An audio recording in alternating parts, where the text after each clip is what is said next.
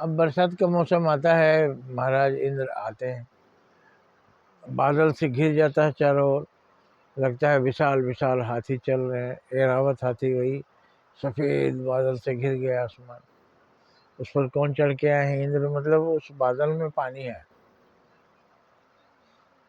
ऐरावत हाथी पर चढ़ के आया। अब बादल पानी लेके भाग रहा है, तो इंद्र वज्र से प्रहार करते हैं और बादल फट जाता है, पानी बरसने लगता है। ये क्या है? वज्र, बिजली।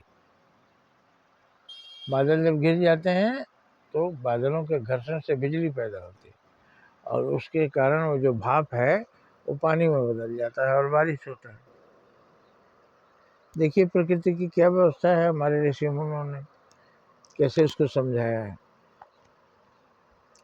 कि देवताओं के राजा इंद्र हैं, क्योंकि वो उनके बिना किसी का काम नहीं चलेगा। सबसे बड़े दाता वही हैं जो जल धरती पर जल बरसाते हैं। ताल तलैया सागर नदी सब भर जाता है, और साल भर उस नमी से, उस पानी से सब जिंदा रहते हैं। एक साल के बाद फिर बरसात आता है, फिर खूब बारिश होती है। अब ये जो बारिश होता है सारा जल समुद्र में चला जाता है, फिर बादल कैसे बनता है? फिर वो सारा जल भाप बनकर बादल भी बनता है। इस प्रक्रिया में 8 महीने लगते हैं, 4 महीने बारिश होती है।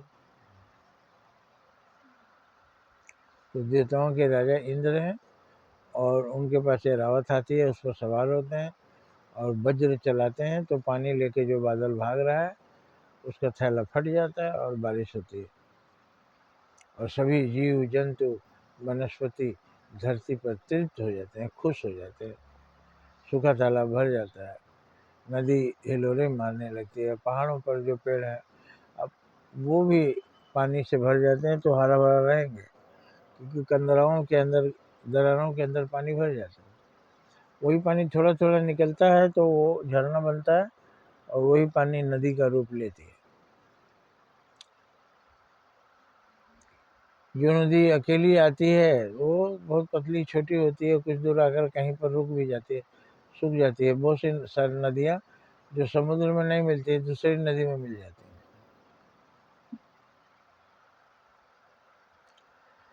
लेकिन एक साल तक झरना बहुत कम चलता है, केवल गंगा यमुना ये सब सालों भर पानी, बड़ी बड़ी नदियाँ जो हिमालय से निकलती हैं उसमें पानी कम नहीं होता, क्योंकि हजारों किलोमीटर जो हिमालय पर्वतों की श्रृंखला है वो सब में पानी भर जाता है, तो वो धीरे धीरे निकलता है।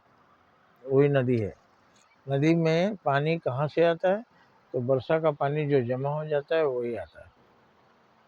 अब हिमालय पर बर्फ भी है, तो बरसात का पानी कम हो जाता है, तो वो बर्फ पिघल पिघल कर आता है, इसलिए साल भर।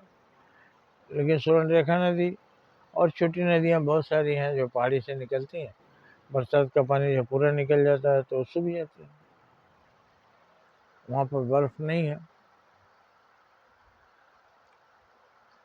इस तरह भगवान की व्यवस्था है कि सारा पानी बरसता है, सब भीग जाता है, सिंचाई हो गई, अब सब हरे भरे रहेंगे। अब वो पानी जो बचा वो बह के चला गया सागर में, अब फिर भाप बनेगा 8 महीने, और फिर बादल बन के फिर वर्षा करेगा। ये बारंबार वर्षा होती है। तो देवताओं के राजा कौन है? इंद्र हैं।